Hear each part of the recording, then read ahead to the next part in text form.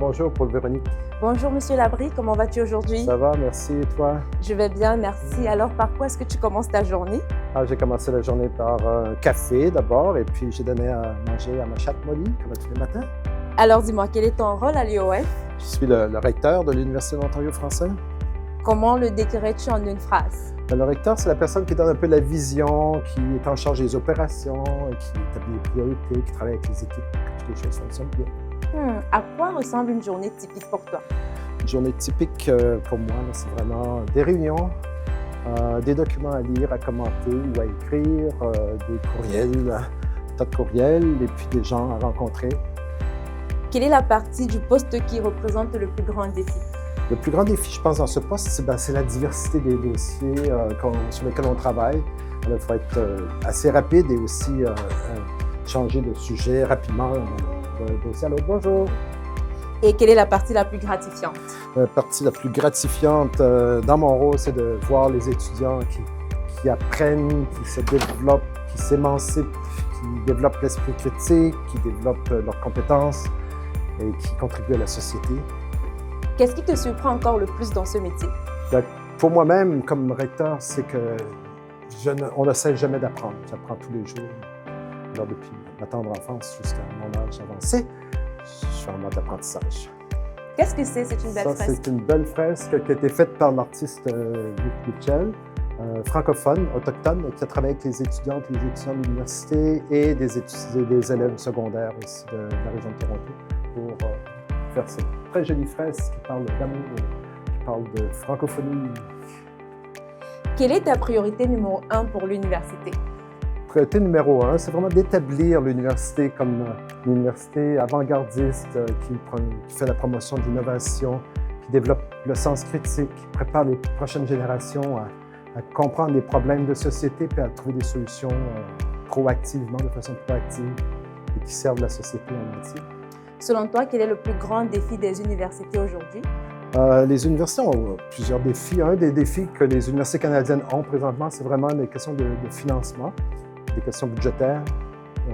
Ensuite, les universités en général dans le monde font face à remise en question, souvent à cause de la désinformation, où là, il y a tellement d'opinions qui circulent dans les réseaux sociaux, sur Internet et tout ça, que les gens ont de la difficulté à distinguer entre des savoirs qui ont été testés, validés et des opinions.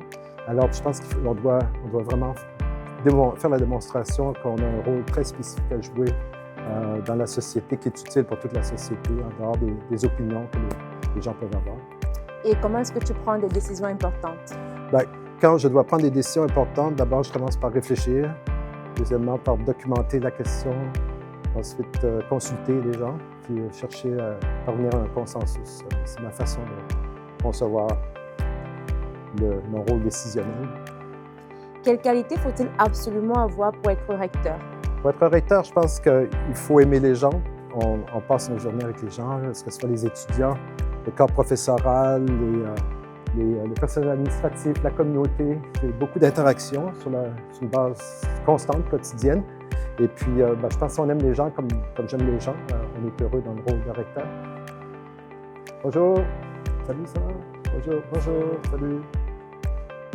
Comment décrirais-tu ton style de leadership en un mot? Oui, je dirais un seul mot, consensuel. Aller chercher des consensus avec les gens. Un moment marquant depuis ton arrivée? Le moment le plus marquant, je dirais que c'est la collation des grades 2025. C'était la toute première collation des grades de l'Université de l'Ontario français. On avait une cohorte d'étudiants qui avaient terminé leurs études après 4 ans d'études ou 2 ans en éducation et qui vraiment était historiquement la première cohorte de diplômés de l'Université de l'Ontario français. C'était très émouvant. Un livre que tu as lu récemment et qui t'a marqué? Il y a un livre, j'ai une étudiante qui vient de finir son doctorat, puis tout en faisant son doctorat sur le plurilinguisme dans une école élémentaire de Toronto, et c'est une population très diversifiée.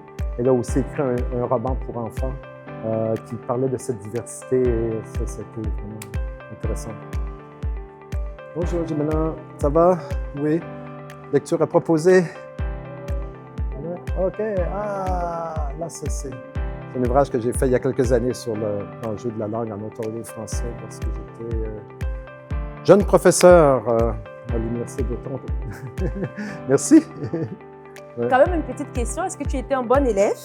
À l'école primaire, j'étais, je dirais, un élève assez docile. Après, j'étais très fort à l'école primaire. À l'école secondaire, j'étais très moyen. Et puis ensuite, à l'université, là, j'ai retrouvé mon niveau de performance que j'avais au primaire, je l'ai retrouvé à l'université. Voilà. Est-ce que devenir recteur, c'était ton rêve d'enfant? Je n'avais jamais pensé à devenir recteur de toute ma vie, alors c'était une surprise pour moi. Ah, bonjour, Iranaba. Bonjour, ça va? Ouais, qu'est-ce que tu fais? Ah oui, OK, c'est important, on s'en souvient, ça va servir toute ta vie. Qui t'a le plus inspiré dans ton parcours? Mon père m'a beaucoup inspiré. C'est une personne non conventionnelle qui n'avait pas beaucoup d'études, mais qui était très intelligent. Il se servait de son esprit, de son intelligence, sans porter de jugement sur rien, sans porter de jugement moraliste ou quoi que ce soit, qui était ouvert d'esprit. Et je pense que j'ai appris beaucoup de lui de ce côté-là. Et l'un des plus grands défis que tu as rencontrés lorsque tu étais étudiant?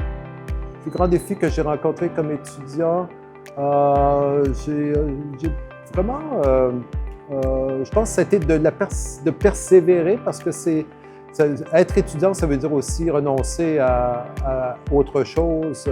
Alors, ça veut dire un peu vivre avec les moyens financiers réduits pendant le temps des études. Et j'ai étudié longtemps en faisant un doctorat que j'ai fini à 33 ans, un post-doc à 35 ans. Alors, c'était de la persévérance peut-être, de persévérer.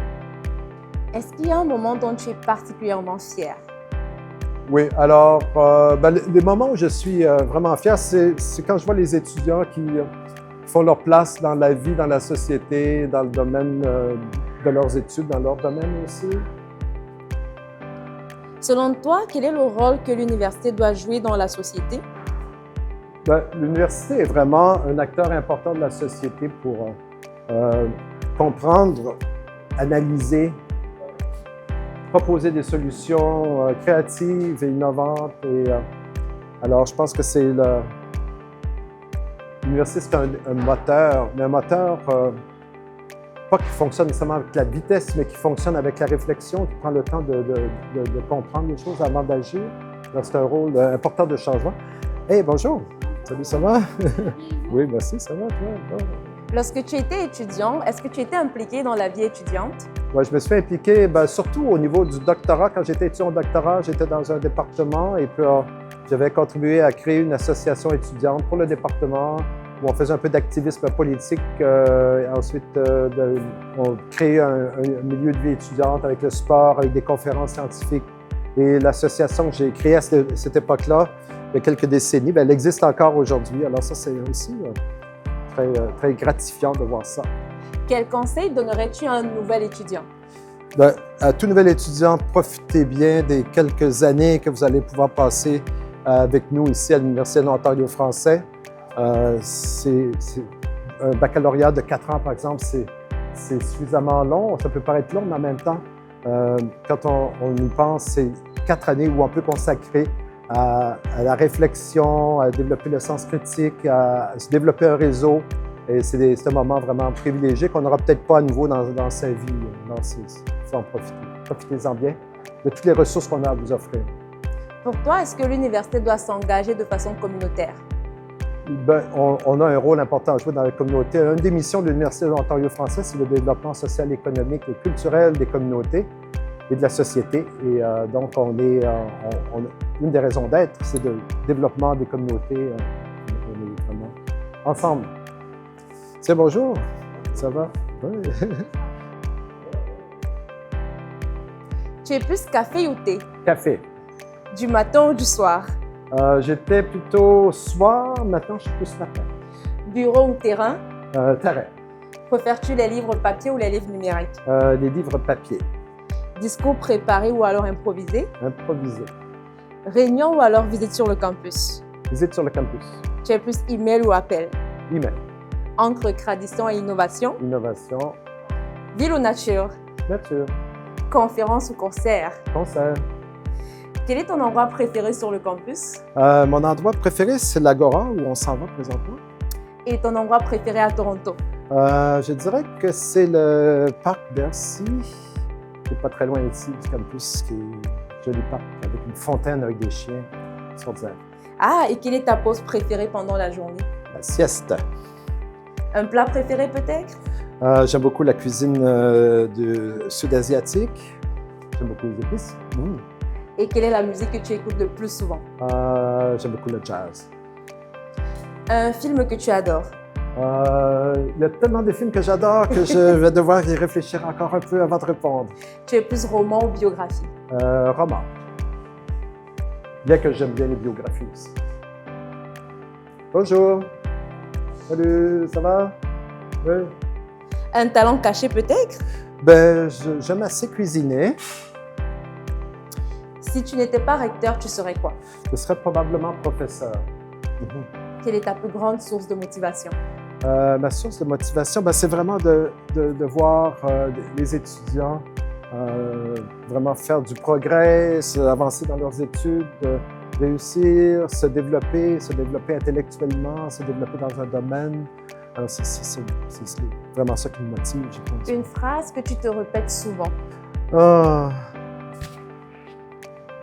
Pourquoi je n'y ai pas pensé auparavant? Et comment est-ce que tu préfères te détendre? Faire des marches sur une base quotidienne, mais aussi l'hiver faire du ski. Oh, je vois des petits points Oui, sur la comme vie, ça qu'est-ce que ici, c'est? hein. Alors ça, c'est pour protéger les oiseaux, pour pas qu'ils viennent se frapper dans les vitres.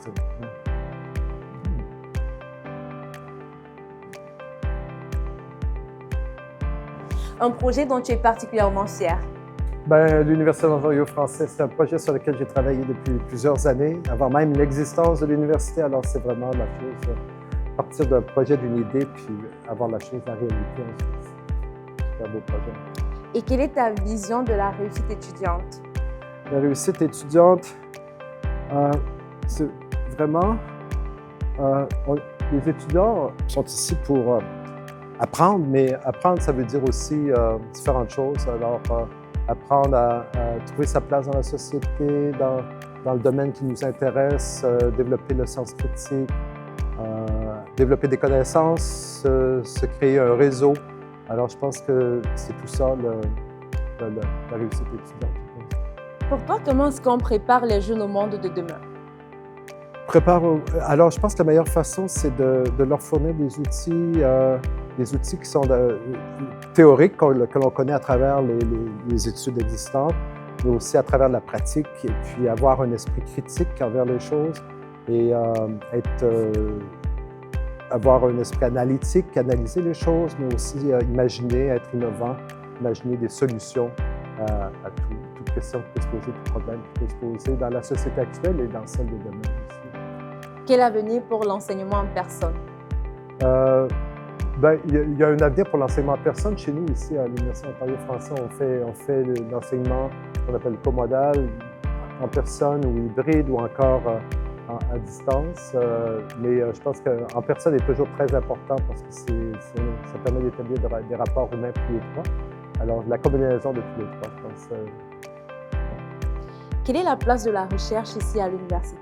La recherche, ben, c'est central parce que le rôle de l'université, c'est pas juste la formation, c'est aussi la création de savoir, de nouveaux savoirs. Alors, c'est à travers la recherche qu'on peut faire cette création de savoir-là. Alors, ça fait partie de la mission centrale de l'université. Quel domaine de recherche te fascine le plus? Ben, le mien, disons, celui que j'ai développé au cours des années, qui est toutes les études sur le pluralisme linguistique. Alors, la diversité linguistique, l'utilisation de différentes langues dans la société ou par les individus. Alors ça, c'est un domaine qui m'intéresse toujours. Qu'aimerais-tu que les étudiants retiennent de ton mandat?